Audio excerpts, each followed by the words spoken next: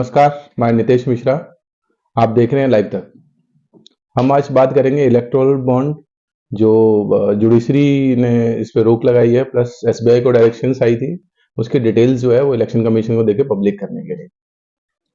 तो इसमें बेसिकली हमें ये देखना है कि इलेक्टोरल बॉन्ड आया क्यों और उसका पर्पस क्या था आने का, गवर्नमेंट क्यों लाई और उसका उस टाइम इकोनॉमिक इम्पैक्ट क्या था और सुप्रीम कोर्ट ने जजमेंट दिया, इसका इकोनॉमिक इम्पैक्ट क्या रहेगा, उस पर हम बात करेंगे आज। बेसिकली ये मोदी जी के फर्स्ट टेन्योर में आया था।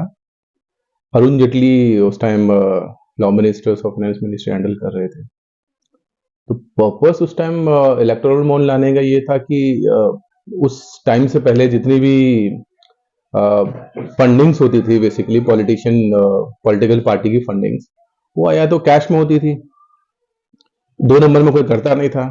तो उसका सबसे बड़ा जो फैक्टर हुआ करता था कि जो 1 नंबर में कर देगा उसकी डिटेल्स डिस्क्लोज हो जाएंगी।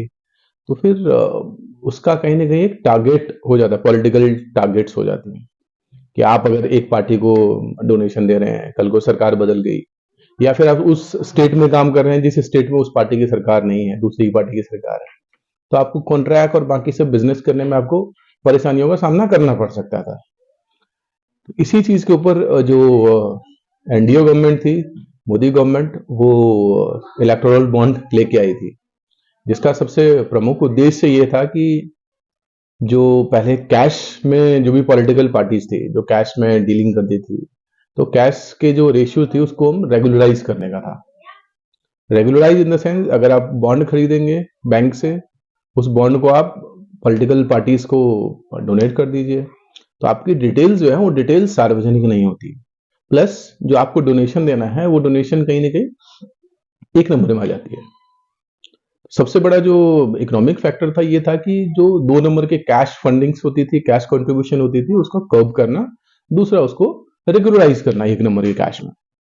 तो सबसे जो मेन पर्पस था इलेक्टोरल बॉन्ड लाने का, वो पर्पस था।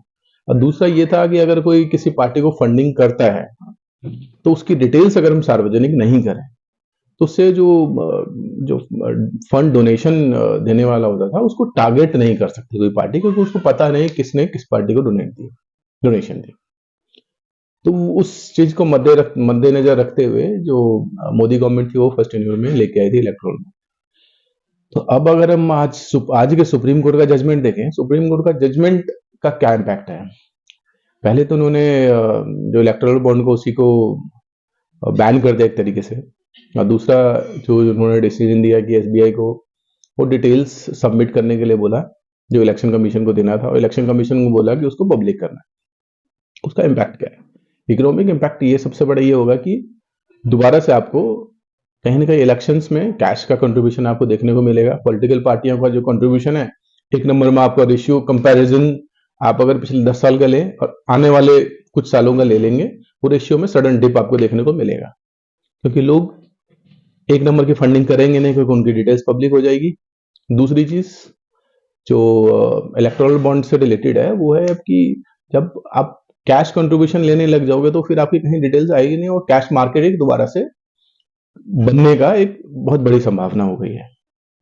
तो इलेक्टोरल बॉन्ड का सबसे बड़ा इम्पैक्ट ये है। और इसमें कंट्रीब्यूशन का अगर देखेंगे, क्योंकि जो आज पिछले 10 साल का अगर देखें तो जितनी भी गवर्नमेंट की पॉलिसीज रही है, हर चीज का कहीं ना कहीं जुडिशरी से स्क्रूटनी होता है।